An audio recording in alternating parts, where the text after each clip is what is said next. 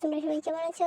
So আশা করি মোটামুটি ভালো আছো। সবাই কিন্তু মোটামুটিও ভালো নেই, কারণ আমার সর্দি, জ্বর, মাথা ব্যথা সব হয়ে গেছে একবারে। আমার মা বাড়িতে নেই, তার জন্য আমার মা যদি আমার মা বাড়ি থেকে চলে গেলে আমার এইসব হয়ে যায়। সো কী করবো, কিছু করার নেই। আর কি বলবো, এই যে আমি এখানে দুধ দোয়াচ্ছি, কারণ আমার বাবা বাড়িতে ছিল না এই দিন, তার জন্য আমি দোয়াচ্ছি। আমাকে না করেছিল যে করিস না, পারবি না, তো কিন্তু আমি আগে থেকেই দুধ দোয়াতাম, তো আমি পারি, তার জন্য আমি এখানে নিয়ে নিচ্ছিলাম। তোমরা কে কে পারো অবশ্যই কমেন্ট করে জানাবে।